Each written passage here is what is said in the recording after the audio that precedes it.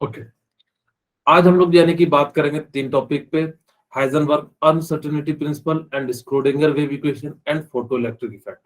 हम इन टॉपिक पे यानी कि जो हम लोग बात करेंगे, सबसे पहले बात करते हैं कि हाइजेनबर्ग अनसर्टेनिटी प्रिंसिपल क्या है। नाम से ही पता लग रहा है कि अनसर्टेनिटी प्रिंसिपल है। अनसर्टेनिटी का मतलब होता है कोई भी चीज निश्चित नहीं हो। जैसे मैं चल रहा हूँ, कब क्या हो जाए तो यानी कि किसी को भी नहीं पता है। उसी तरह से हाइजेनबर्ग ने भी कहा कि इसके लिए जो है यानी कि क्या है, अनसर्टेनिटी प्रिंसिपल है। उन्होंने कहा क्या बेसिकली, अच्छा सॉरी, मैं पहले क्वेश्चन बात कर लेते हैं। कुछ क्वेश्चन कल की क्लास में हम लोगों ने जो पढ़ा था जिससे रिलेटेड, उससे रिलेटेड कुछ क्वेश्चन कर लेते हैं फटाफट से। क्या आप लोग इसको बनाना चाहोगे? बहुत ही आसान सा क्वेश्चन है। तो आप लोग मेरे ख्याल से वेलोसिटी का फॉर्मूला लगाइए, लेकिन बाल्मर सीरीज के लिए लगाएगा। तो एन की वैल्यू कितनी हो जाएगी?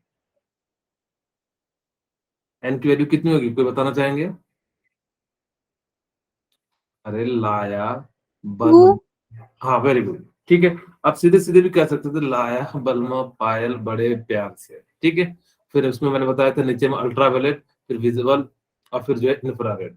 तो यानी कि बस और कुछ नहीं करना। इस टाइप का क्वेश्चन आपको देखो एग्जाम में मिलेगा, तो आप सीधे सीधे बना सकते हो। चलिए मैं बना दूं कि आप लोग बना रहे हैं? कुछ तो बोलिए। सर बना रहे हैं। ओके, बनाइए। मैं आप लोगों को 1 मिनट का टाइम दे देता हूँ, ताकि कि जो है आप लोग बना लीजिए। मैं फॉर्मूला लिख देता हूँ, शायद कई बच्चों को फॉर्मूला याद नहीं होगा। 2.18 इंटू 10⁶, और यानी कि क्या था, Z/N। और ये जो वैल्यू आएगी किस में आ जाएगी, मीटर पर सेकेंड में आ जाएगी। यहाँ तक सर जो है, 2.18 into 10⁶। ओके वेरी गुड, ठीक है, थैंक यू। यानी कि बहुत ही आसान सा क्वेश्चन था, यानी कि 2.8 इंटू 10⁶ ही हो जाएगा। अब देखो यानी कि आपके पास यानी कि क्या है, 2.18 इंटू 10⁶ इंटू जेड, यानी कि हीलियम के लिए एटॉमिक नंबर कितना होता है, यानी कि 2। और यानी कि एन बाल्मर लाइमन, फिर बाल्मर यानी कि इसके लिए भी कितना हो जाएगा, 2। यानी कि क्या हो जाएगा, मीटर पर सेकेंड। और ये 2 से 2 कैंसिल हो जाएगा, तो यानी कि वेलोसिटी की जो वैल्यू आ जाएगी वो कितनी आ जाएगी, 2.18 इंटू 10⁶ मीटर पर सेकेंड। ठीक है, बस ये बात याद रखना कि न्यूक्लियस से दूर जाने पे जो वेलोसिटी होती है वो क्या होती चली जाती है, डिक्रीज होती चली जाती है। ठीक है, यानी कि जैसे जैसे दूर जाएगा, जैसे मैं कहूँ कि आपको अगर लाइमन बाल्मर पास्कल सीरीज की आप लोग निकालिए, आप लोग जो है यानी कि calculate the velocity of Pascal series, Lyman Balmer, ठीक है, n इक्वल टू 3 के लिए निकालिए। ठीक है, तो आप लोग निकाल सकते हो, बहुत ही आसान सा चीज है।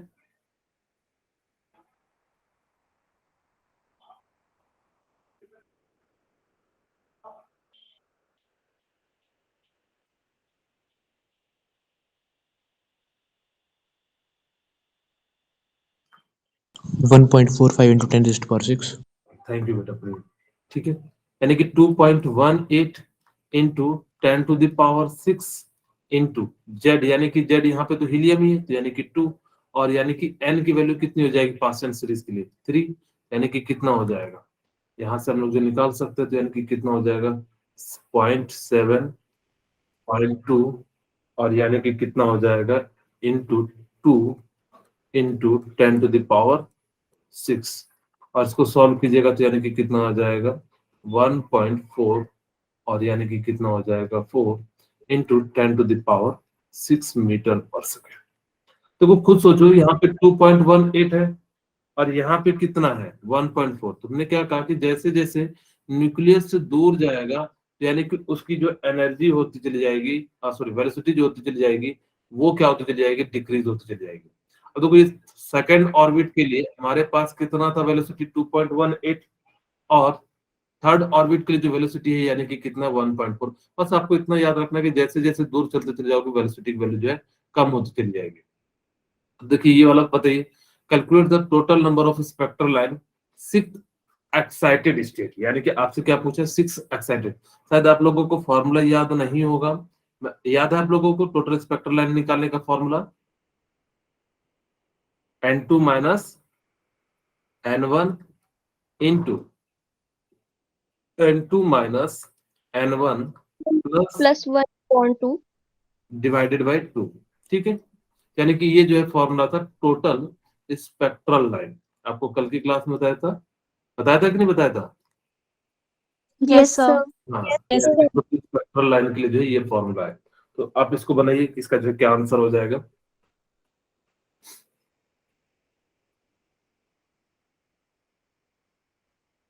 Sir 21। Very good, thank you. अब देखो 6 एक्साइटेड स्टेट है तो n की वैल्यू आपने कितनी ली? 7. वेरी गुड, यही चीज इसमें खासियत थी कि जनरली बच्चे अगर जो 6 लेके बना देंगे तो यानी कि जो है गलत आ जाता है। यहाँ पे आपको क्या लेना है, जब भी मैंने कहा था कि 6 एक्साइटेड स्टेट कहा जाए तो आपको एक बढ़ा के लेना है, तो यानी कि यहाँ पे कितना हो जाएगा 7 माइनस। अब देखो कहाँ पे आ रहा है ग्राउंड स्टेट। ग्राउंड स्टेट यानी कि मैंने आपको देखो डेफिनेशन में लिखा है तो n इक्वल टू 1 हो जाएगा, यानी कि कितना हो जाएगा, ये कितना हो गया आपके पास, यानी कि जो है इस प्रकार से हो गया। अब देखिए यानी कि n2 7 माइनस 1 प्लस 1, ठीक है, और यानी कि डिवाइडेड बाय यानी कितना हो जाएगा 2। तो 6 minus sorry 6 into 7 divided by 2, और यानी कि कितना हो जाएगा 3, और इसकी वैल्यू कितनी आ जाएगी 20 स्पेक्ट्रल लाइन या 20 फोटॉन्स जो है, यानी कि यहाँ से जब 6 से जब ग्राउंड स्टेट जाएगा 6 एक्साइड से ग्राउंड, तो टोटल फोटोन जो का टाइप बनेगा वो कितना बनेगा 21, या टोटल स्पेक्ट्रल लाइन जो बनेगा वो कितना बनेगा 21। क्या किन्हीं को कोई दिक्कत है तो पूछ लीजिए। No, sir. हाँ चलिए नेक्स्ट क्वेश्चन बनाइए आप लोग। इस बार जस्ट अपोजिट है, इस बार टोटल स्पेक्ट्रल लाइन दे दिया है, ठीक है, या डिफरेंट फोटॉन्स दिया हुआ है, उसको हमें यानी कि n की वैल्यू कैलकुलेट करना है कि कहां से कहां जा रहा है। ग्राउंड स्टेट पे रिटर्न हो रहा है, लेकिन ये नहीं बताया कि कहां से जो यानी कि जो रिटर्न हो रहा है। ठीक है,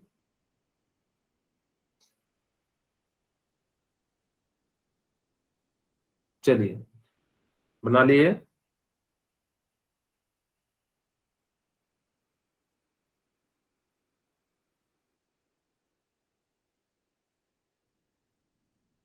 सर 6। ओके, 6 यानी कि कितना हो जाएगा 5, और इधर 6 30। हाँ बिल्कुल राइट आंसर है, ठीक, ओके। चलिए मैं बना देता हूं, आपके पास टोटल स्पेक्ट्रल लाइन में शॉर्ट में लिख देता हूँ, टोटल स्पेक्ट्रल लाइन को TSL लिख देता हूं, ठीक है, इक्वल टू क्या फॉर्मूला है आपके पास, यानी कि n2 माइनस n1, और यानी कि इधर क्या हो जाएगा n2 माइनस n1 प्लस 1 हो जाएगा, ठीक है, डिवाइडेड बाय यानी कि 2 हो जाएगा। टोटल स्पेक्ट्रल लाइन 15 दिया हुआ तो यानी कि ये तो 50 हो जाएगा, ठीक है। अब देखिए आपको क्या दिया हुआ है कि ये जो है यानी कि n2, आपको n2 नहीं पता किस स्टेट से आ रहा है, तो मैं इसको n मान ले रहा हूं, लेकिन ये पता है n1 कहां पे आ रहा है, यानी कि 1 स्टेट में आ रहा है।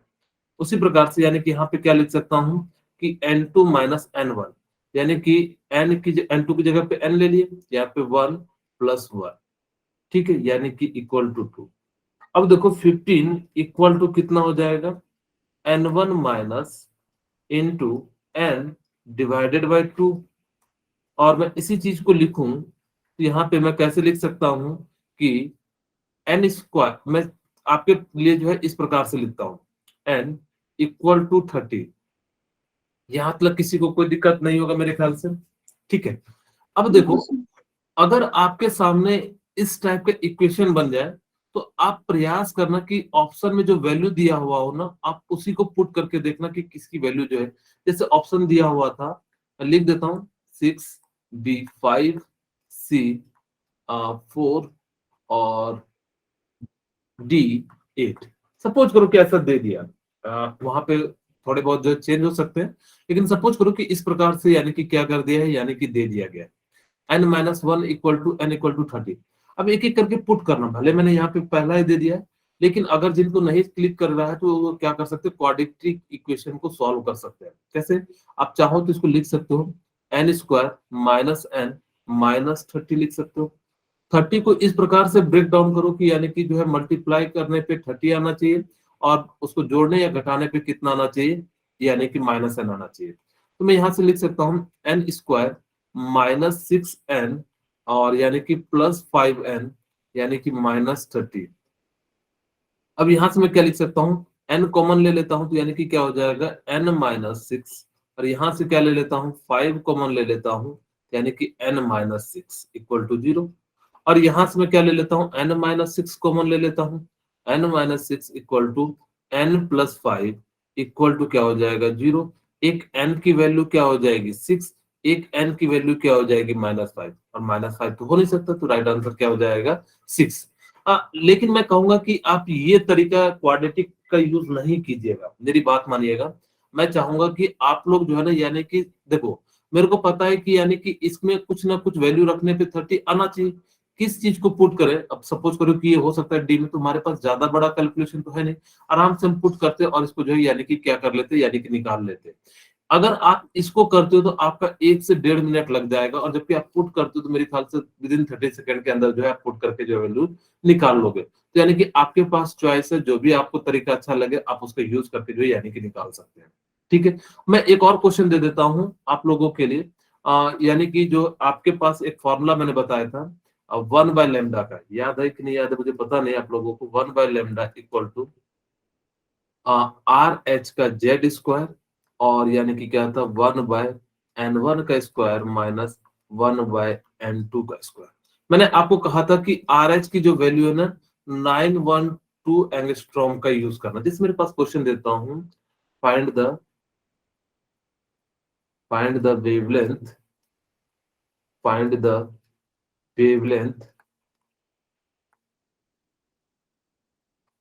of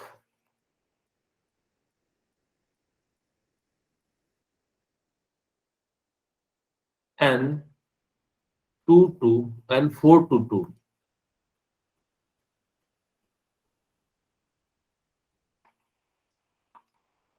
goes photon।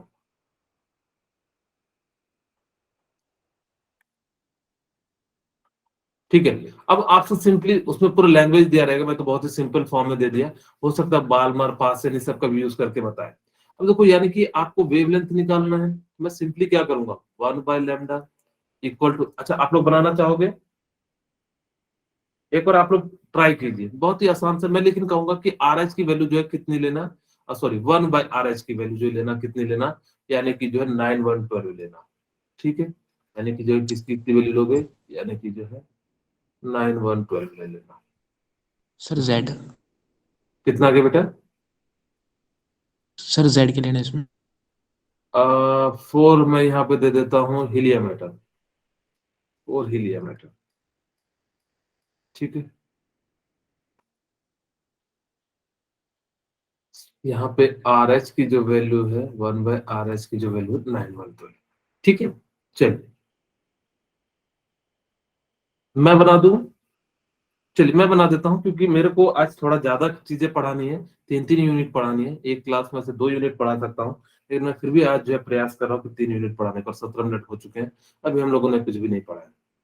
ठीक है, चलिए अब देखो यानी कि आपके पास आर एच की वैल्यू अभी मत पुट करना है, हीलियम एटम है तो यानी कि मैं 4 कर देता हूँ, और यानी कि n1 यानी कि कितना 2 का स्क्वायर में डायरेक्ट लिख दूं 4, और यानी कि कहाँ जा रहा है, यानी कि 16 पे जा रहा है। ठीक है, 1 बाय लैम्डा इक्वल टू कितना हो जाएगा आर आर एच 4 इंटू नीचे में 16 हो जाएगा, यानी कि कितना हो जाएगा 3, 4 माइनस 1 यानी कि कितना हो जाएगा 3, ये कट जाएगा यानी कि कितना हो जाएगा 4। यानी कि आर एच की वैल्यू आपको लैम्डा निकालना है, 1 बाय लैम्डा तो नहीं निकालना, यानी कि मैं क्या लिख सकता हूँ, यानी कि 4/3 आर एच लिख सकता हूँ।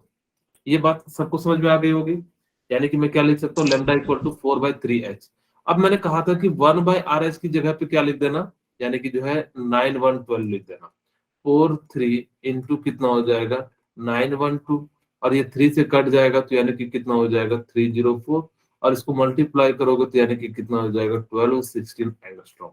यानी कि इसकी वेवलेंथ कितनी हो जाएगी 1216 एंगस्ट्रॉम हो जाएगी। क्या किसी को कोई डाउट हो तो पूछ लीजिए कि नो निकालने सर, को। Okay no sir. ओके, चलिए अब हम लोग यानी कि बात करते हैं हाइजेनबर्ग अनसर्टेनिटी पे। आपको इस टाइप के देखना बहुत सारे क्वेश्चन मिलेंगे, और आपके जब एग्जाम होंगे ना मॉक टेस्ट, आपके जो संडे वाले, उसमें भी इसके बहुत सारे क्वेश्चन मिलेंगे। मैं आपको कहूंगा कि इसके सारे जो फॉर्मूले हैं उसको रिमेम्बर रखना। इस यूनिट में आपको कोई भी दिक्कत नहीं होगा अगर आपने फॉर्मूले याद रखे कि कहाँ पे कौन सा फॉर्मूला लगाना है, बस इतना सही है। क्योंकि एक्चुअली इसके अंदर फॉर्मूला की संख्या काफी ज्यादा हो जाती है तो भूलने के चांसेस ज्यादा होते हैं। मैं आपको सजेशन करूंगा कि आप एक पेज पे लिख लेना और उसके बाद जो यानी कि क्या करना, इसको बीच बीच में जब भी पेपर हो तो आप उसको रिकॉल कर लेना, ताकि कि आपके खुद देखना आपके नंबर काफी ज्यादा बढ़ जाएंगे कंपेरिजन टू अगर फॉर्मूले नहीं देख के जाते हो तो। देखो हाइजेनबर्ग अनसर्टेनिटी प्रिंसिपल ने कहा क्या, बहुत ही सिंपल सी बात कही। मैं आपको समझाने के लिए आप एक छोटी सी स्टोरी समझाता हूँ। जैसे मान लो कि मैं क्रिकेट के मैदान में गया खेलने के लिए, ठीक है, मेरे को कहा कि लो सत्येंद्र कुमार तुम जो है यानी कि जो है बैठ लो और जाके छक्का मारो। और यानी कि मेरे को यानी कि जो है अवंती से कॉल आया कि सर आपको जो है ये क्वेश्चन का अर्जेंट जवाब देना है। क्या मैं दोनों एक साथ कर सकता हूँ क्या? मेरे को छक्का भी लगाना हो और इधर भी अर्जेंट नहीं। यही बात हाइजेनबर्ग ने भी कहा। इन्होंने क्या कहा कि हम एक टाइम पे उसकी पोजीशन और उसकी मोमेंटम को नहीं बता सकते। कहा कैसे? उन्होंने कहा कैसे, लॉजिक उन्होंने दिया कि सपोज कीजिए कि आप लोग यानी कि कहीं जा रहे हैं, सपोज कीजिए आप लोग जो है अपनी बाइक या साइकिल या जो भी कार से जा रहे हो, ठीक है। अब देखो मान लो कि मैंने कहा कि इसकी इस टाइम पे इसकी वेलोसिटी सपोज करो कि मैंने मान लिया कि v है और यानी कि पोजीशन ये है। लेकिन अगले सेकंड अगर मैं पोजीशन को डिफाइन करूं यानी कि पोजीशन अगले सेकंड कुछ ना कुछ चेंज हो जाएगा। अब ये इस समय यहाँ पे है तो तुरंत वो क्या हो जाएगा, चेंज हो जाएगा। या तो हम पोजीशन बता सकते हैं या फिर मोमेंटम बता सकते हैं। मोमेंटम बेसिकली वेलोसिटी के लिए ही हम यूज कर रहे हैं क्योंकि एमबी है तो हम लोगों ने मोमेंटम दे दिया, वेलोसिटी हम लोगों ने कहा। अगर तो मैं समझाने के लिए यूज करूं कि वेलोसिटी को सब बस एक बार समझ आने के लिए, मैंने क्या कहा कि सपोज कीजिए कि आपके पास यानी कि क्या है कि आप कोई चीज लेके चल रहे हैं। अगर जो चल रहे हैं तो मैं नहीं बता सकता कि, हाँ मैं ये बता सकता हूं कि आप इस समय पे कहाँ पे होंगे। सपोज कीजिए कि आपने बताया कि मैं जो है अभी जैसे सपोज कीजिए कि मैं चलना शुरू किया, मेरे को पता है कि मैं जैसे चलना शुरू किया तो मेरे को पता है कि अभी मैं रूम पे ही हूँ। मुझे नहीं पता मैं 10 सेकंड के बाद रूम के बाहर कितनी दूर पे रहूंगा। हाँ तो यही चीज कहा कि अगर जब मेरे को पता लगा 10 सेकंड पे कितनी दूर पे है तो मैं ये बता दूंगा, तो मैं ये नहीं बता पाऊंगा मेरी मोमेंटम कितनी है और यानी कि कितनी है। यही बात हाइजेनबर्ग ने भी कहा। इन्होंने कहा कि आप एक साथ दोनों चीजों को नहीं बता सकते हो। क्या कहा? According to the Heisenberg it is impossible to determine exact position and exact momentum. ये हमारे लिए इम्पॉसिबल है कि किसी भी चीज का आप दोनों बिल्कुल एग्जैक्ट बता सको। हम यहाँ पे बिल्कुल एक्यूरेसी के साथ बात कर रहे हैं। हमारे पास ऐसा नहीं है कि हम दोनों को एग्जैक्ट टाइम के साथ यानी कि क्या कर सको, यानी कि बता सको of any moving object simultaneously with the equal accuracy, यानी कि दोनों की जो है बराबर एक्यूरेसी हो। फिर से मैं वापस अपने पास चलता हूँ। अब मैंने कहा कि या तो मैं बैटिंग कर सकता हूं, मैं एक बार में या तो मैं छक्का ही लगा सकता हूं, मैं दोनों काम नहीं कर सकता। मेरी एक्यूरेसी एक में ज्यादा अच्छी होगी, या तो क्रिकेट में अच्छी होगी या फिर मेरे से जो पूछा जा रहा है वंती के द्वारा उसमें अच्छी होगी। मैं चाहूं दोनों को एक साथ यानी कि नहीं ले जा सकता। तो यही चीज यहाँ पे भी होता है हाइजेनबर्ग में। If position is determined accurately then uncertainty in momentum will be high and vice versa. यानी कि अगर आप मैंने जो है क्रिकेट के में जो है छक्का मारने की जो है एक्यूरेसी बढ़ाई तो मेरे सवाल के जो है जवाब देने की एक्यूरेसी बहुत कम हो जाएगी, या तो नहीं दूंगा या दूंगा तो फिर बाद में दूंगा। लेकिन मैंने कहा कि अगर मैंने जवाब दिया तो मैं क्रिकेट का बल्ला छोड़ के यानी कि क्या हो जाऊंगा, बगल में खड़ा होकर यानी कि क्या करूंगा, यानी कि दूंगा। यही बात इन्होंने भी हाइजेनबर्ग ने कहा। लेकिन ये बात किसके लिए कहा? पोजीशन एंड मोमेंटम के लिए कहा। If position is to determine accurately, then uncertainty momentum will be high and vice versa. या तो मोमेंटम की अनसर्टेनिटी ज्यादा होगी या तो पोजीशन की अनसर्टेनिटी ज्यादा होगी। इन्होंने एक फॉर्मूला दिया, ठीक है। फॉर्मूला क्या दिया? Delta X dot delta P equal to greater than equal to H by 4 pi. ठीक है, यानी कि ये डेल्टा एक्स क्या है, यानी कि अनसर्टेनिटी इन पोजीशन। डेल्टा पी क्या है, यानी कि जो है अनसर्टेनिटी इन मोमेंटम। पी को हम लोग क्या करते हैं, यानी कि जो है मोमेंटम से डिनोट करते हैं। और यानी greater than equal to H by 4 pi हो जाएगा। ये जो है यानी कि क्या है, हाइजेनबर्ग अनसर्टेनिटी प्रिंसिपल का जो है फॉर्मूला है। अब इसी जगह पे डेल्टा पी की जगह पे एम यानी कि चेंज इन मोमेंटम एम भी लिख देते हैं, डेल एम वी। और इसी की जगह पे यहाँ पे हम यूज करेंगे तो वेलोसिटी के लिए भी फॉर्मूला निकाल लेंगे। बस यहाँ पे क्या करना है, एम को इधर ले जाएंगे तो यानी कि क्या हो जाएगा, delta X dot delta B equal to H by 4 pi M. यानी कि इस प्रकार से आपके पास निकल जाएगा। क्या हाइजेनबर्ग अनसर्टेनिटी प्रिंसिपल ने जो कहा वो बात आपको समझ में आई या नहीं आई? Yes, sir. Yes, sir. Yes, sir. हाँ, Yes, sir. ओके। अब यानी कि आपके पास जो है फॉर्मूला क्या है, delta X dot delta P greater than equal to H by 4 pi हो जाएगा। यानी कि इस प्रकार से क्या हो जाएगा, ये जो है H by 4 pi.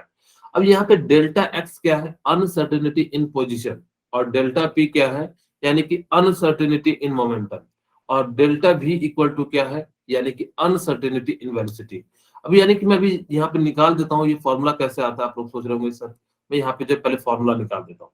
Delta x और डेल्टा एम की जगह पे मैंने कहा कि एम डेल वी लिख सकते हो, मैं इसको जो है इस प्रकार से लिख देता हूँ, डेल्टा एम वी, और इक्वल टू क्या हो जाएगा, एच बाई 4 पाई।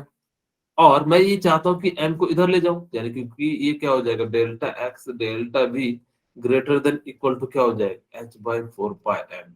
आपको ये दो फॉर्मूले याद रखने हैं। एक तो ये वाला फॉर्मूला मैं यहाँ लिख भी देता हूँ, delta X dot delta V greater than equal to H by 4 pi M.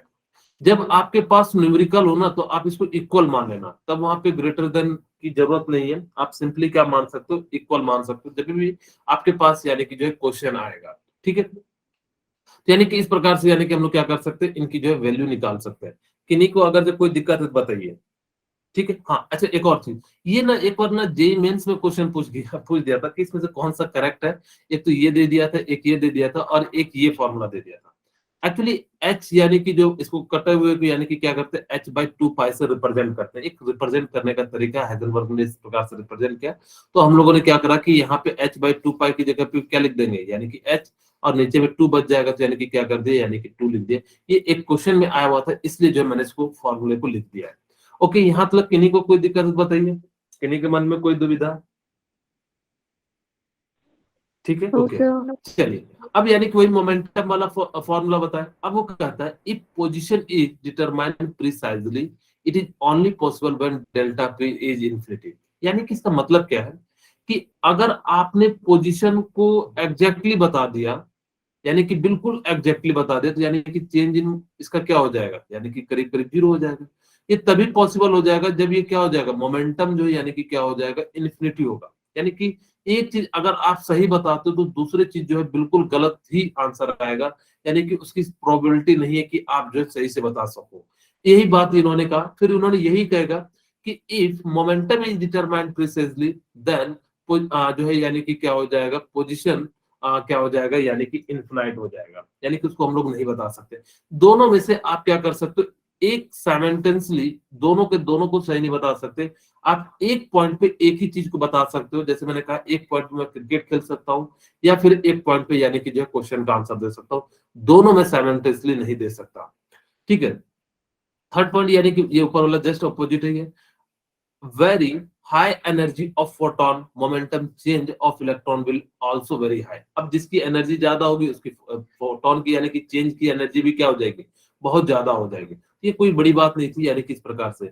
अब देखो, यानी कि आपको जो यानी कि क्वेश्चन करना है, आपके पास जो फॉर्मूला है आपको याद रखना है। मैं छोटा सा एक तरीका बताने का प्रयास करता हूँ, आप लोग बुरा नहीं मानना।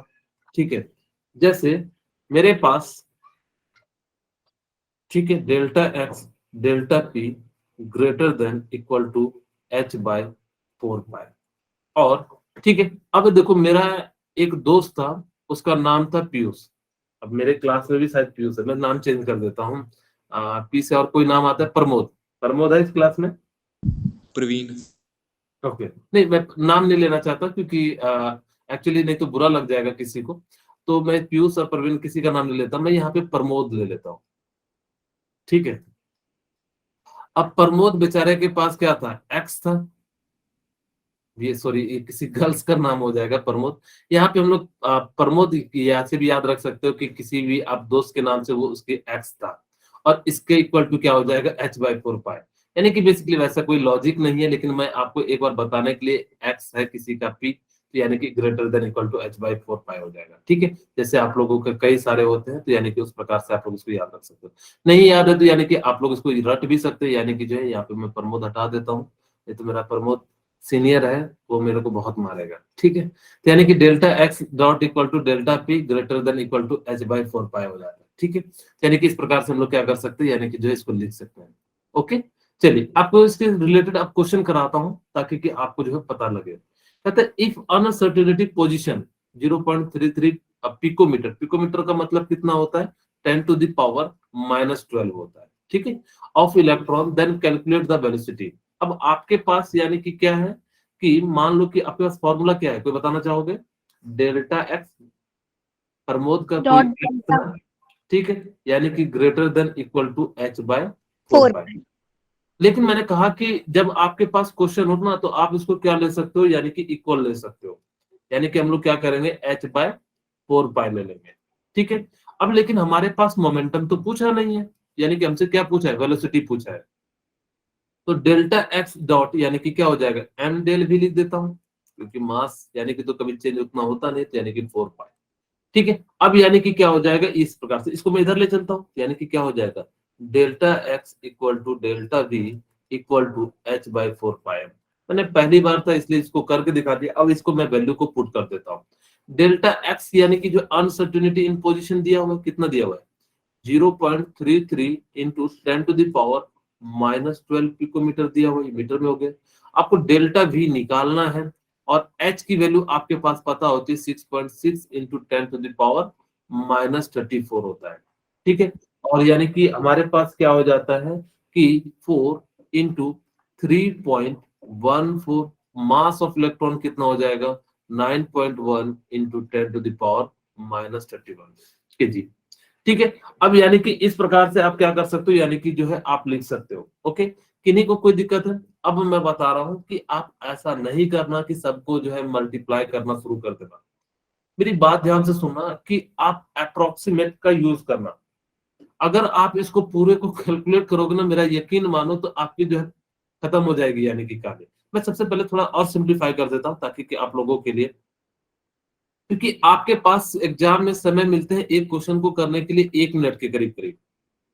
ठीक है, जिसमें से आपको कुछ देर क्वेश्चन को भी पढ़ना है, ऐसा नहीं कि सिर्फ और सिर्फ बनाना ही है। तो अगर आपके पास ऐसा हो जाए तो यानी कि काफी दिक्कत हो जाएगी।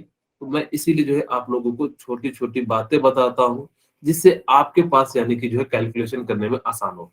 देखो, आप जब भी जनरली, मैं यहाँ पे देखो 3.3 है तो इसको मैं कटा देता हूँ, यानी कि कितना हो जाएगा, 100 ऊपर हो जाएगा, नीचे 10, तो यानी कि कितना कट जाएगा, 20। ठीक है, अब देखो ये यहां से मैं कटा देता हूं, तो यानी कि कितना हो जाएगा, यानी कि जो है 5 हो जाएगा। ओके, अब देखिए यानी कि 10 टू द पावर -12 कहां चुन गया, पिकोमीटर वाला, यहाँ पे मैं लिख देता हूँ 10 टू द पावर -12। ओके, चलिए अब देखिए, यानी कि मैं इसको 3 ले लेता हूं और इसको 9 ले लेता हूं, मेरी मर्जी है, यानी कि अप्रोक्स में, यानी कि ताकि कि मेरे को ज्यादा कैलकुलेशन ना करना पड़े, इसीलिए मैं यहाँ पे कितना ले लिया, 5 डिवाइडेड बाई 27 होगा, थोड़ा बहुत ज्यादा का अंतर नहीं आएगा।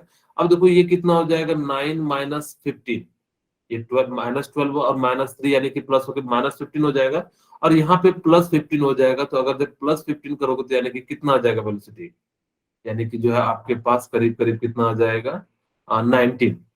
ठीक है, यानी कि 10 टू द पावर -19 हो जाएगा। ओके, अब यानी कि यहां से हम इसको सॉल्व कर देते हैं, तो यानी कि 50 हो जाएगा। तो 50 के लिए 0.1 और यानी कि जो है 1, और ये करीब करीब जो है यानी कि 8 के करीब करीब आ जाएगा, यानी कि 10 टू द पावर -19। मैंने अप्रोक्स ले लिया, आंसर जो है करीब करीब वो 2 पॉइंट समथिंग आता है, लेकिन हमारे को क्या लेना देना, यानी कि हमारे पास तो यानी कि इस प्रकार से बन जाए, और यहाँ पे कितना हो जाएगा, 1.8 into 10 to the power -20 metre per second. ठीक है, तो यानी कि इस प्रकार से आप लोग क्या कर सकते हो, ये काफी ज्यादा जो है, यानी कि हमने जो है ऐसा वैल्यू लिया है, वैसे एग्जैक्ट वैल्यू लेते तो यानी कि चीजें चेंज आ जाती है। ओके, किन्हीं को कोई दिक्कत है तो बताइए। No, sir. No, sir. हाँ, नेक्स्ट क्वेश्चन आप लोग बनाइए, No, ये sir. बड़ा अच्छा सा क्वेश्चन है, आईआईटी का क्वेश्चन आया हुआ था। देखो मैं बना देता हूँ इस क्वेश्चन को, शायद अच्छा एक बार ट्राई करो आप लोग, काफी अच्छे स्टूडेंट हो आप लोग, तो आप एक बार ट्राई करने का प्रयास कीजिए, तो मैं देखूं यानी कि जो है आप लोग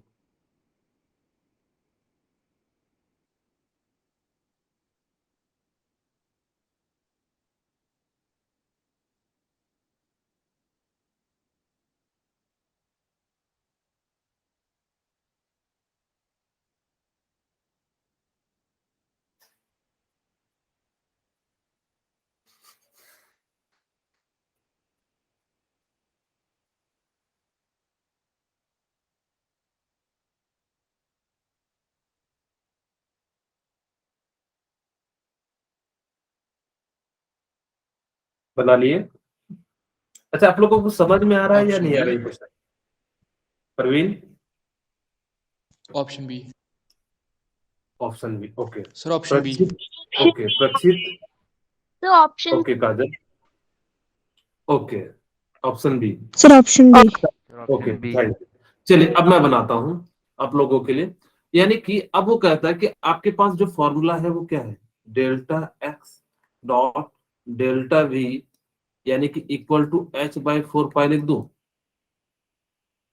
किसी को कोई दिक्कत नहीं है? और यानी कि मेरे को, हाँ सॉरी, मैं डेल्टा पी के टर्म में लेता हूं, ठीक है, मेरे पास यही फॉर्मूला है डेल्टा एक्स। लेकिन मेरे पास क्या कहता है, uncertainty in momentum and position are numerically equal, यानी कि न्यूमेरिकली इक्वल है, तो यानी कि डेल्टा एक्स हमारे पास क्वेश्चन में दिया हुआ है कि डेल्टा पी के बराबर है।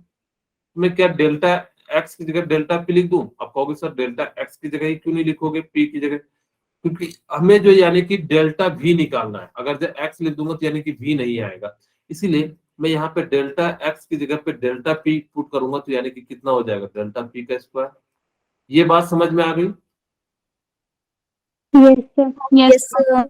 अब यानी कि डेल्टा पी की जगह पे मैं इसको इसको अंडर रूट, ये स्क्वायर होता है तो इधर साइड जाता है तो यानी अंडर रूट हो जाता है, यानी कि डेल्टा पी इक्वल टू क्या लिख सकता हूँ, एच बाई 4 पाई, ठीक है।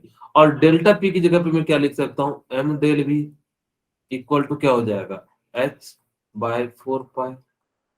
अब देखिए, यानी कि मैं अगर जब 1/4 को बाहर ले लूं, यानी कि डेल्टा वी इक्वल टू 1/2, यानी कि नीचे आ जाएगा तो यानी कि एम हो गया, और अंडर रूट क्या हो जाएगा, एच बाय 4 पाई, ठीक है, सॉरी 4 पाई, क्योंकि एम तो वे लिए ही नहीं अंदर, यानी किस प्रकार से। अब देखो ये क्या ऑप्शन दिया हुआ है क्या, नहीं। अब यानी कि हम लोग एक काम कर सकते हैं कि इस एम को यानी कि अंदर ले जाते हैं, अगर से अंदर ले जाओगे तो यानी कि कितना हो जाएगा, 1/2 अंडर रूट और एच बाय 4 पाई एम का स्क्वायर। और कौन सा ऑप्शन राइट हो जाएगा, बोलिए? C. वेरी गुड, इसका राइट जो है आंसर क्या हो जाएगा, सी। यानी कि इस प्रकार से आपके पास क्वेश्चन आएंगे तो यानी कि क्या कर लेना, सॉल्व कर लेना, ठीक है। अब आप लोग इस क्वेश्चन को बनाइए, इस बार वो क्या पूछा है, calculate the uncertainty velocity of cricket ball of mass 100 gram is uncertainty in position is 1 angstrom. यानी कि आपसे इस बार क्या पूछा है, यानी कि अनसर्टेनिटी वेलोसिटी पूछा है। मैं आप लोगों को 1 मिनट या 2 मिनट का समय दे देता हूं, आप लोग फटाफट से इसको ट्राई कीजिए।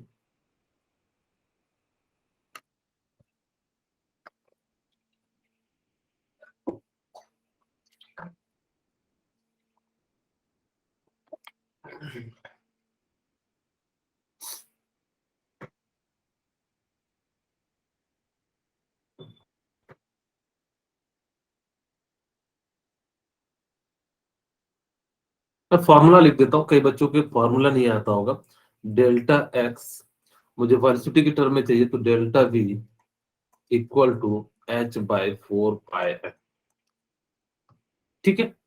यानी कि इस प्रकार से आप लोग क्या कर सकते हो, यानी कि जो इसकी वैल्यू निकाल सकते हो। आपको देखो डेल्टा एम दिया हुआ है, डेल्टा एक्स दिया हुआ है, डेल्टा वी निकालना है।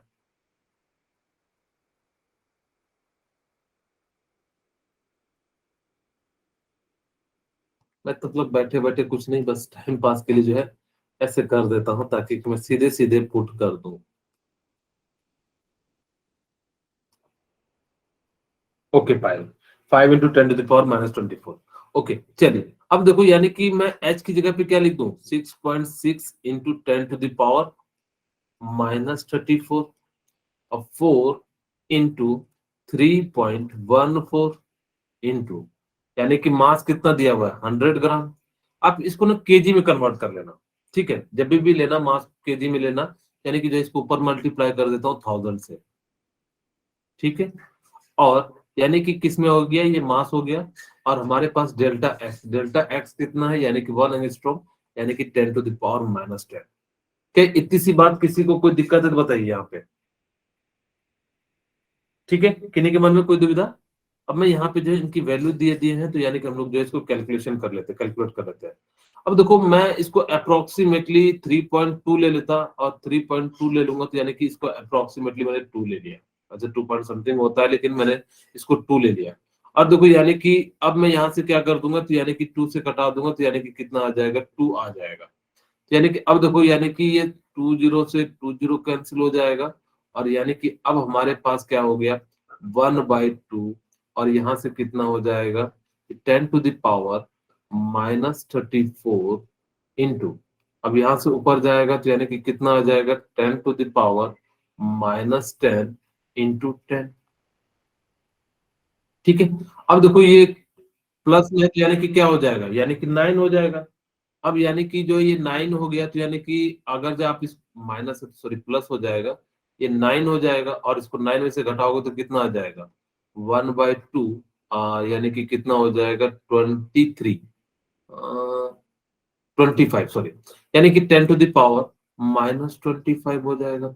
और इसी चीज को अप्रॉक्स लिखो तो यानी कि 0.5 इंटू 10 टू द पावर -25 हो जाएगा और इसको मैंने अप्रॉक्स ले लिया तो यानी कि कितना हो जाएगा, ठीक है, यानी कि 5 इंटू 10 टू द पावर -24। किसी बच्चे का शायद पायल आपका यही आंसर आया था ना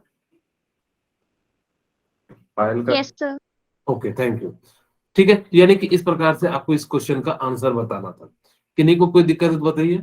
मैं हमेशा कहूंगा कि इन सब में ना आप अप्रोक्सीमेट का यूज करना जरूर, नहीं तो काफी ज्यादा दिक्कत हो जाती है। अगर जब पूरे के पूरे लेके करोगे तो काफी ज्यादा जो है कैलकुलेशन आ जाएंगे। ठीक है, अब चलिए, अब आपके पास जो है यानी कि हम लोग जब बात करते हैं स्क्रोडिंगर वेव इक्वेशन की। अब देखो स्क्रोडिंगर एक लड़का था, उसने जो फॉर्मूला दिया वो ही का फॉर्मूला दे दिया। ठीक है, अब जैसे हम लोग क्या कहते हैं, आप लोगों ने ओम्स लॉ पढ़ा है? V equal to IR।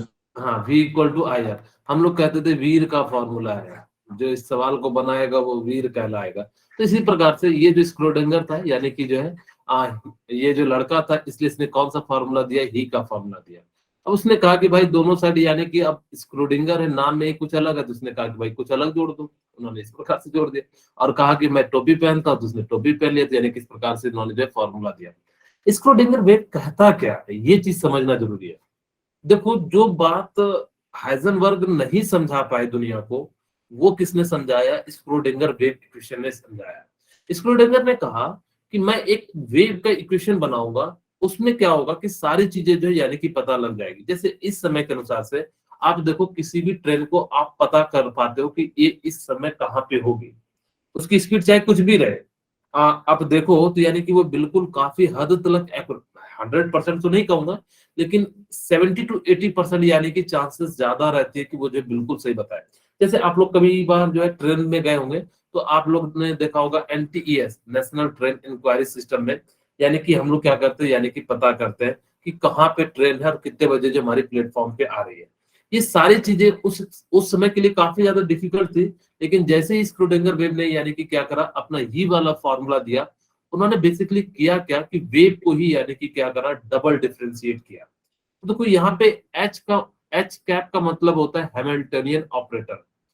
जैसे आप लोगों ने हैमिल्टनियन ऑपरेटर का मतलब होता है, जैसे मैथ में आपने multiplication divide add and subtraction पढ़े होंगे, उसी प्रकार से इन्होंने कहा कि अगर आप वेव की इक्वेशन को डबल डिफरेंशिएट कर दो तो हम लोग क्या करेंगे यानी कि बता सकते हैं कि किस समय इलेक्ट्रॉन कहाँ पे होगा और उसकी मोमेंटम क्या होगी, ये हम लोग यानी कि बता सकते हैं। ये बात कही किसने, स्क्रोडिंगर वेव ने कही। ओके, उसके बाद ये जो ई है तो यानी कि क्या है, total energy of the system है। और यानी कि ये क्या है, it gives the amplitude of the electron wave. ये क्या करेगा, इलेक्ट्रॉन वेव जो यानी कि, एक मिनट थोड़ा सा रुक जाना।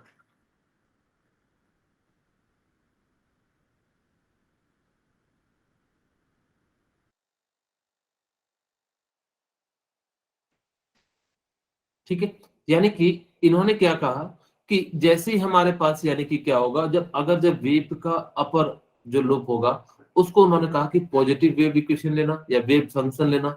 अगर जो नीचे वाला होगा तो यानी कि क्या लेना, ये बेसिकली एम्पलीट्यूड बता रहा है कि कितना एम्पलीट्यूड है। और ये जो यानी कि क्या कह रहा है, यानी कि इसको हम लोग वेव फंक्शन भी कहते हैं। तो इन्होंने क्या करा कि डबल डिफरेंशिएट किया। आप लोग नीट के स्टूडेंट हो, शायद आप लोगों ने डबल डिफरेंशिएट नहीं पढ़ा होगा, डिफरेंशिएशन भी नहीं पढ़ा होगा। आप लोगों ने पढ़ा है, आप लोगों ने? Yes, sir. Yes, Yes, sir. sir. Okay, ठीक है। तो आप लोगों ने वैसे पढ़ा होगा जिन्होंने मैथ लिया होगा, लेकिन एक्चुअल में बाकी लोगों ने नहीं पढ़ा होगा जिन्होंने जो है पूरी जो है सिर्फ और सिर्फ बायोलॉजी लिया है, उन्होंने शायद नहीं पढ़ा होगा मेरे ख्याल से। ठीक है, यानी कि अब उसके लिए डबल डिफरेंशिएशन, वैसे मैं बताने वाला भी नहीं हूँ डबल डिफरेंशिएशन क्या होता है, और डिफरेंशिएशन भी नहीं बताने वाला। बस मैं यहाँ पे जो है इसका जो स्क्रोडिंगर ने क्या किया, डबल डिफरेंशिएट करके जो इक्वेशन बनाया वो कुछ इस प्रकार से बनाया, del square five del square x square. आपको याद रखने के लिए क्या करना है, डेल स्क्वायर सब में कर देना, यानी कि डेल स्क्वायर। अब नीचे del square x square y square del z square, और यहाँ पे क्या कर देना 8 pi square m by h square, और E minus V equal to wave function. ये वेव फंक्शन सब में है तो सब में लग देना, और नीचे में डेल एक्स स्क्वायर। ये बेसिकली कहता क्या है, ये बेसिकली मैथमेटिकल इक्वेशन है। देखो दिखने में भी लग रहा होगा कि यानी कि क्या है, ये मैथमेटिकल इक्वेशन है। ये बेसिकली क्या बताता है कि ये जो होता है यानी कि ये 3 क्वांटम नंबर बताता है। उसमें से इन्होंने ये नहीं कहा कि कौन प्रिंसिपल क्वांटम नंबर बताएगा, कौन एजिमुथल क्वांटम नंबर बताएगा, कौन मैग्नेटिक क्वांटम नंबर बताएगा, लेकिन उन्होंने कहा कि इन तीनों में से कोई ना कोई एक इक्वेशन जो है वो मैग्नेटिक क्वांटम नंबर बताएगा। अगर सपोज करो कि मैंने कहा कि ये जो अगर मैग्नेटिक क्वांटम नंबर बता रहा होगा तो ये क्या होगा, एजिमुथल क्वांटम नंबर बताएगा, ये प्रिंसिपल क्वांटम नंबर बताएगा। अगर ये प्रिंसिपल क्वांटम नंबर बता रहा होगा तो ये एजिमुथल क्वांटम नंबर, और ये क्या बता रहा होगा, मैग्नेटिक क्वांटम नंबर। यही बात जो है इन्होंने कहा, Schrödinger wave equation is mathematical expression describing the energy and position of the electron in space.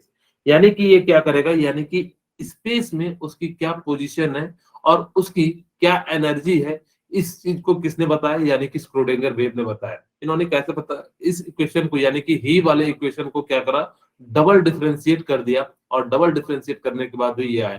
खैर आपको ये फॉर्मूला याद भी नहीं रखना है, यानी कि आपको जो फॉर्मूला याद रखना है वो ये वाला याद रखना है, यानी कि ही वाला। आपके एनसीईआरटी बुक में यही वाला फॉर्मूला दिया है, और इसी फॉर्मूले को पूछेगा भी कि बताओ कि कौन सा स्क्रोडिंगर वेव इक्वेशन है, तो आप लोग जो बिल्कुल अगर आसान सा क्वेश्चन पूछेगा तो ये जो है आप बता सकते हो। ठीक है, यहाँ पे याद रखना कि X Y Z are the 3 quantum number. Basically अगली क्लास जो होगी हम लोग क्या पढ़ेंगे, क्वांटम नंबर पे ही बात करेंगे क्या होते हैं, लेकिन फिलहाल आपको मैं बता दूं कि हमारे पास 4 क्वांटम नंबर होते हैं। एक होता है प्रिंसिपल क्वांटम नंबर, दूसरा होता है एजिमुथल क्वांटम नंबर, तीसरा होता है मैग्नेटिक क्वांटम नंबर, चौथा जो होता है स्पिन क्वांटम नंबर। ये 3 तो बताता है, लेकिन स्पिन क्वांटम नंबर के बारे में कुछ नहीं बताते। ये बेसिकली हम लोगों ने अपनी धारणा के अनुसार से बनाया ताकि कि हमें एग्जैक्ट पोजीशन का पता लग सके। अब ये बताता कैसे है कि प्रिंसिपल क्वांटम नंबर बताता है कि कौन सा सेल है, उसके बाद वो जो एजिमुथल क्वांटम नंबर सब सेल बताता है, उसके बाद जो यानी कि जो है मैग्नेटिक क्वांटम नंबर ऑर्बिटल को बताता है। इस प्रकार से यानी कि क्या होता है कि ये सारी चीजें बताते हैं, और फिर जो है यानी कि हम लोग पता करेंगे। जब मैं प्रिंसिपल वहां जब क्वांटम नंबर बताऊंगा तो ये सारी चीजें मैं आपको बताऊंगा। वी जो होता है यानी कि क्या होता है, पोटेंशियल एनर्जी ऑफ इलेक्ट्रॉन होता है। ठीक है, ये सारी बातें थी यानी कि किसके लिए, यानी कि आप सबको पता है यानी कि जो है स्क्रोडिंगर वेव इक्वेशन के बारे में। अब हम लोग जो यानी कि हमारे पास करीब करीब 13 मिनट बचे हैं, इसमें मेरे को फोटो इलेक्ट्रिक इफेक्ट को कंप्लीट करना है। अब देखो फोटो इलेक्ट्रिक इफेक्ट मैं बताऊं तो सिंपली क्या होता है कि अगर आप किसी भी मेटल सरफेस पे फोटोन को इमिट कराते हैं तो जिस कारण से यानी कि इलेक्ट्रॉन निकलता है, इस प्रोसेस को हम लोग क्या कहते हैं, फोटो इलेक्ट्रिक इफेक्ट कहते हैं। देखो मैं इसमें बहुत सारी चीजें आप लोगों को नई नई चीजें बताऊंगा, शायद आपके स्कूल में भी नहीं बताया गया होगा। आप लोग प्लीज वेट करना, ठीक है। Emission of electron from the surface of metal by falling of suitable photon energy और wavelength is known as photoelectric effect. जैसे मैं इसको ना ऐसे नहीं समझाऊंगा, इस लैंग्वेज में समझाऊंगा तो आप कंफ्यूज हो जाओगे। जैसे आप लोगों को जैसे कि वैसे तो आपकी मम्मी बहुत होशियार है। जैसे आपकी मम्मी क्या करती है कि जैसे मान लो कि कहती है कि जाओ क्या करो, कुछ सामान ले आओ। आपको 20 रुपए का अगर जो नमक की थैली है तो आपको 20 ही रुपए मिलेगा। ठीक है, समझाने के लिए मैं बता रहा हूँ। यानी कि अगर ये 20 रुपया है, ये ऐसा नहीं है कि आपको 18 रुपया दे देंगे तो यानी कि आप नमक की थैली ले आ पाओगे, नहीं। यानी कि इलेक्ट्रॉन निकलने के लिए सुटेबल एनर्जी का जरूरी है, यानी कि वही एनर्जी होना चाहिए जिसपे इलेक्ट्रॉन निकले। जैसे ही आप दुकानदार को 20 रुपया दोगे तुरंत वो नमक की थैली दे देगा, वैसे ही जैसे इस पे फोटोन पड़ता है तो यानी कि क्या हो जाता है, जैसे मैं यहाँ पे बोल रहा हूँ कि फोटोन यानी कि ये सारे गिर रहे हैं, ये सारे क्या है, फोटोन है, एक एक छोटे छोटे फोटोन है। अब जैसे इस फोटोन प्लेट पे गिरेगा, तो ये क्या करता है, यानी कि इलेक्ट्रॉन का इजेक्शन करता है। मैं भी कहानी सुनाऊंगा, उसमें आपको ज्यादा क्लियरिटी आएगी। जैसे पढ़ा तो यहाँ से भी इलेक्ट्रॉन निकलेगा और यहाँ से भी इलेक्ट्रॉन निकलेगा। ऐसा नहीं कि इसके अंदर जो समय लगता है, जैसे ही फोटोन, ये सारे क्या है, फोटोन है, एक एक सिंगल सिंगल, क्योंकि आपको मैंने बताया था लाइट जो होता है वो क्या करता है, पार्टिकल नेचर को शो करता है। तो मैं यहाँ पे पार्टिकल नेचर की बात कर रहा हूँ, क्योंकि हमारी छूट गई थी, छोटी सी बात थी, तुमने कहा था बाद में बताएंगे। यानी कि अब ये जो यानी कि पार्टिकल नेचर शो करते, तो यानी कि ये क्या है, फोटोन है। अगर ये फोटोन है तो यानी कि इसके पास क्या होगी, कुछ ना कुछ एनर्जी होगी।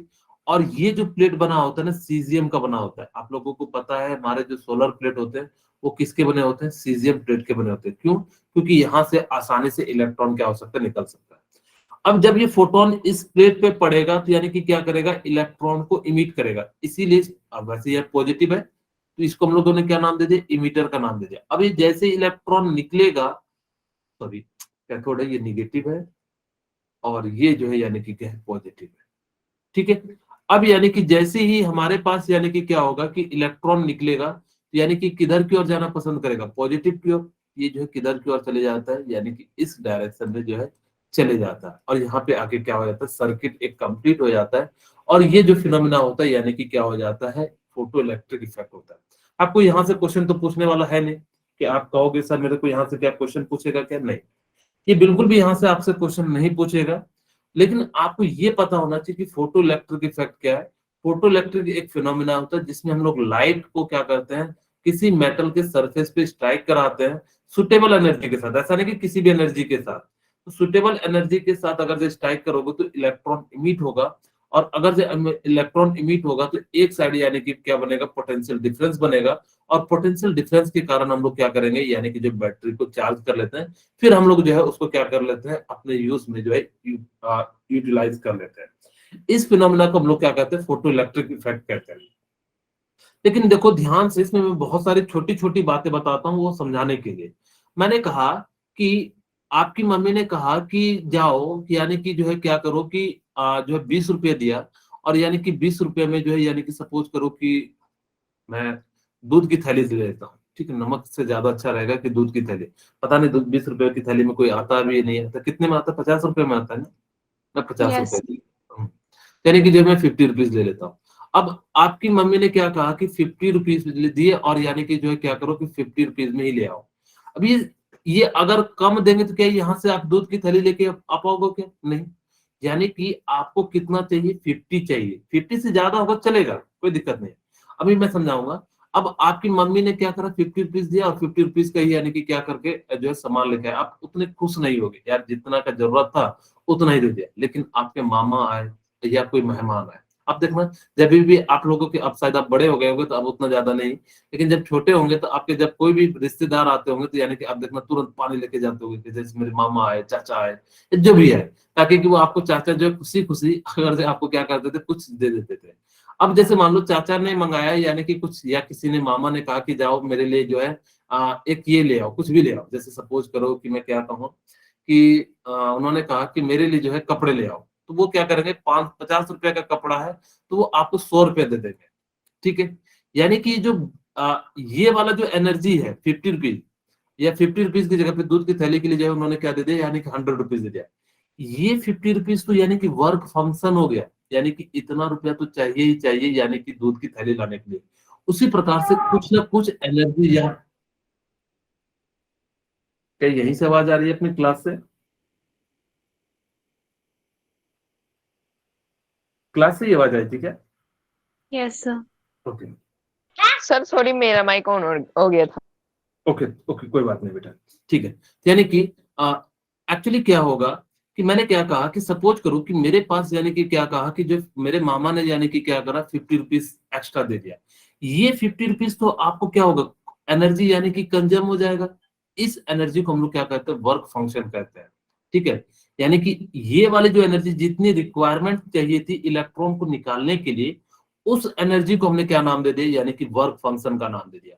जो एनर्जी बच गया, अब जैसे मान लो कि मैंने क्या करा कि अपने भाई को मैंने कहा कि जाओ मेरे भाई तुम मेरे लिए जो है पेन लेके आओ 10 रुपए का, और मैंने 20 रुपए दिया। पहले मैंने इसको 10 रुपए देता था तो 10 रुपए में जाता था, एकदम टहलते एकदम, ठीक है जाऊंगा, 10 मिनट बाद जाऊंगा, 15 मिनट बाद। मैं उसको कहता हूँ कि ये ले 20 रुपए 10 रुपए का तू पेन लेते आना, 10 रुपए का जो है यानी कि क्या करना, तू कुछ परचेज कर लेना अपने लिए खाने के लिए। वो नाचते हुए जाता है, यानी कि 10 रुपए की तो यानी कि वर्क फंक्शन हो गया, जो बाकी 10 रुपए का यानी कि वो क्या गया, काइनेटिक एनर्जी हो गया। यानी कि जितना एनर्जी, जितना यूज करने के बाद जो एनर्जी बच जाती है, उस एनर्जी को क्या यूटिलाइज करते हैं, यानी कि जो है हम लोग क्या करते हैं, काइनेटिक एनर्जी में कन्वर्ट कर लेते हैं।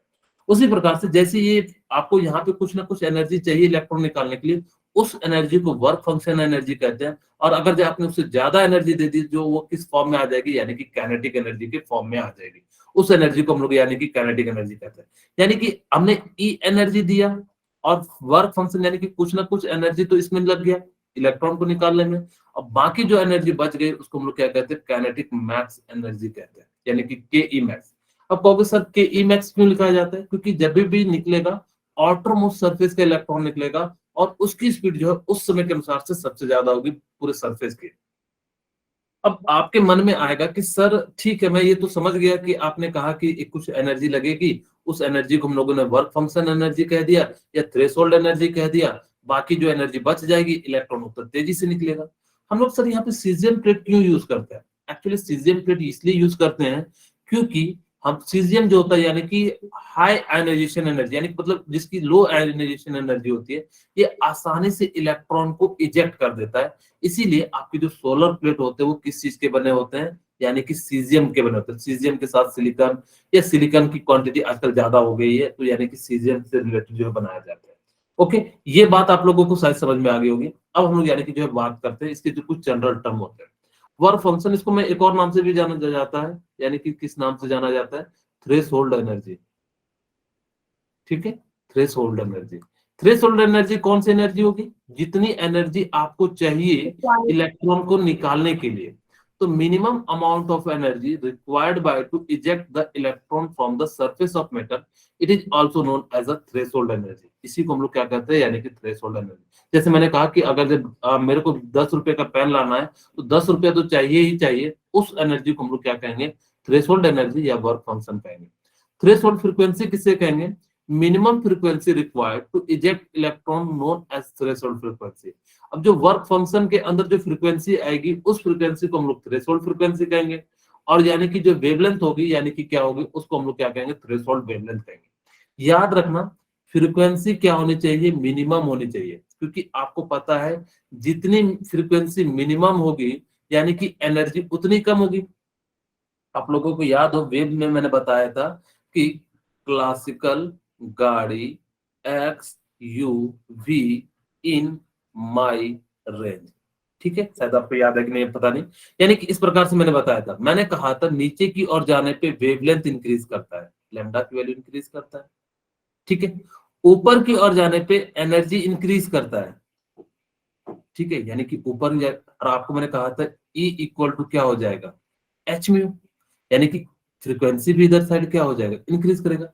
यानी कि नीचे की ओर जिसकी एनर्जी कम होगी, आप उस एनर्जी पे इलेक्ट्रॉन निकालोगे तो ज्यादा बेटर मिलेगा, आपको ज्यादा बेनिफिट मिलेगा। जैसे मैं समझाऊं कि सपोज करो कि कॉस्मिक रेज में, यहाँ पे मैं जो है कॉस्मिक रेज और यानी कि रेडियो वेव्स लेता हूँ। कॉस्मिक रेज की एनर्जी 100 है और रेडियो वेव्स की एनर्जी 10 है, मैं समझाने के लिए ले रहा हूँ। अब मुझे बताओ कि आपको 100 यूनिट जूल लग रहा है एक इलेक्ट्रॉन को निकालने के लिए, और यहाँ पे नीचे लग रहा है यानी कि 10 जूल, तो आपके लिए कौन सा बेटर होगा, 10 जूल। 10 जूल। 10 जूल। कि जितने कम एनर्जी पे आप इलेक्ट्रॉन निकालोगे उतना बढ़िया। जैसे पहले के जो सोलर प्लेट होते थे ना, उनकी एनर्जी ज्यादा लगती थी इलेक्ट्रॉन को, इसलिए देखना पहले के जो है सोलर प्लेट को धूप के डायरेक्शन में घुमा घुमा के रखना पड़ता था। सुबह इस डायरेक्शन में, दोपहर छत पे जो है, शाम में जो है इस डायरेक्शन में घुमा घुमा के रखना पड़ता था, जिसके कारण जो है बैटरी चार्ज होती थी। मुझे पता है मेरे गाँव में नहीं था, तो मेरे जो दुकानदार सब जो थे, मेरे गाँव में 2010 के आसपास जो बिजली आई थी, उसमें तो बस खाली मोबाइल चार्ज हो जाए तो इतना ही काफी था। तो लोग जो है ना सोलर प्लेट रखते थे और उसको घुमा घुमा के जो है यानी कि चार्ज करते थे। अब यानी कि जितनी कम एनर्जी पे इलेक्ट्रॉन निकलेगा उतना बढ़िया। आजकल का देखो सोलर प्लेट को आपको घुमाना नहीं पड़ता है, क्योंकि पहले सपोज करो 100 जूल पे निकलता था, तो अब कितने जूल पे निकल रहा है, 30 या 40 जूल पे। मान लो कि आप लोगों में से कोई अगर ऐसा कर दिया कि वो क्या कर देगा, रेडियो वेव से अगर जो क्या कर देगा यानी कि इलेक्ट्रॉन को इजेक्ट करा देगा, जो अभी पॉसिबल नहीं हुआ है। लेकिन आप लोग सोच मैं ऐसा कह रहा हूँ कि कोई बहुत ही कम एनर्जी पे जो यानी कि क्या कर देगा, रेडियो वेव से यानी कि इलेक्ट्रॉन को निकाल देगा। यानी कि तब आप लोगों को कहीं पे भी यानी कि तब एनर्जी की क्राइसिस खत्म हो जाएगी, क्योंकि रेडियो वेव्स हमेशा अवेलेबल होते हैं। अगर जो रेडियो वेव्स हमेशा अवेलेबल होंगे तो रात के समय भी यानी कि क्या हो जाएगा, इलेक्ट्रॉन इजेक्ट हो जाएगा। अभी तो दिन दिन में हो रहा है, यानी कि क्योंकि फोटोन की एनर्जी अलग अलग टाइम पे अलग अलग होती है। तो यानी कि इस प्रकार से यानी कि क्या हो जाएगा कि रात में भी यानी कि जो है जो है आपका क्या हो जाएगा, जो है अगर जितनी कम एनर्जी पे हम लोग इलेक्ट्रॉन इजेक्ट करा लेंगे तो उस प्रकार से अगर से क्या हो जाएगा, रात में भी चार्ज होने लगेगा। सपोज करो कि 10 इलेक्ट्रॉन वोल्ट पे यानी कि जो चार्ज होना शुरू हो जाए, या 10 जूल पे, जो भी इसकी यूनिट होती है उसके अनुसार से हम लोग क्या करेंगे, यानी कि जो है इलेक्ट्रॉन को इजेक्ट करा लेंगे। तो ऐसा हुआ तो हम लोग क्या करेंगे, जैसे मान लो कि ठंड के समय यानी कि क्या कर रहे हैं, हम लोगों ने चादर ओढ़ ली है, और चादर में ही यानी कि क्या कर देंगे, यानी कि जो हल्के प्लेट यूज कर देंगे सीजियम के, और यानी कि जो सिलिकॉन के, तुम्हारा जो है यानी कि चार्ज हो जाएगा, अंदर में ही हीटर लगा के चलेंगे। तो यानी कि इस प्रकार से जो गाड़ियां होगी उसके ऊपर जो यानी कि हम लोग क्या करेंगे, सोलर प्लेट यूज कर देंगे। अभी दिक्कत क्या है कि दिन के समय तो हम लोग यूज कर सकते हैं, रात के समय यूज नहीं कर सकते। अगर जो लो एनर्जी पे हमने यूज कर लिया तो यानी कि क्या कर सकते हैं, रात के समय पे भी यूज कर सकते हैं। मैंने बताया भी कि थ्रेशोल्ड वेवलेंथ क्या होता है, जो यानी कि जो मैक्सिमम वेवलेंथ होता है जिसके कारण यानी कि क्या हो जाए कि इलेक्ट्रॉन इजेक्ट हो जाए, उसको हम लोग क्या करते हैं, यानी कि होता है। खैर, अब मैं यहाँ पे 2-3 मिनट आप लोगों का लूंगा, प्लीज आप लोग वेट कीजिएगा। यानी कि E इक्वल टू यानी कि क्या होता है, वर्क फंक्शन, यानी कि 5 प्लस के ई मैक्स हो जाएगा। ठीक है, ये याद रखना, वर्क फंक्शन यानी कि जो है यानी कि क्या है, यानी कि इसको हम लोग क्या लिख सकते हैं, एच म्यू नॉट।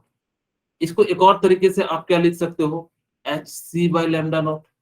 ठीक है, मैं चाहता हूं कि इसको जो है ना, सबको जो है फ्रीक्वेंसी के टर्म में लिख दो, यानी कि H mu equal to H mu naught plus kinetic energy K E max. ठीक है, अब यहाँ पे मैं क्या कर देता हूँ कि मैं काइनेटिक एनर्जी का जो है फॉर्मूला निकालना चाहता हूँ। काइनेटिक एनर्जी क्या हो जाएगा, के ई मैक्स, ठीक है, इक्वल टू क्या हो जाएगा, H mu minus H mu not, और यहाँ से आप एच कॉमन ले लोगे तो यानी कि क्या हो जाएगा, वी माइनस वी नॉट। एक फॉर्मूला ये दिया रहेगा, लेकिन मैं चाहता हूँ कि इसको किस में कन्वर्ट कर दूं, एस सी बाई लैम्डा में, यानी कि के ई मैक्स। आपके पास ये दो दिए रहेंगे, तो यानी कि मैं इसको क्या लिख सकता हूँ, S C by lambda minus H C by lambda naught, और आपके पास दूसरा फॉर्मूला होगा S C equal to 1 by lambda minus 1 by lambda naught. अब यानी कि इस प्रकार से आप लोग क्या कर सकते हो, इनके जो यानी कि फॉर्मूले का यूज कर सकते हो, और अब इससे रिलेटेड जो यानी कि क्या कर सकते हो, यानी कि क्वेश्चन जो है बना सकते हो। मैं आज की क्लास यहीं पे रखता हूँ। आप लोगों के सामने क्वेश्चन है, देखो वर्क फंक्शन का। आप इसमें क्या करना, वर्क फंक्शन यानी कि फ्रीक्वेंसी दिया हुआ है, work function of metal is calculate the threshold frequency and wavelength. आप लोग इसको एक बार बना के आना, और जिनको कोई डाउट हो तो आप लोग पूछ लेना।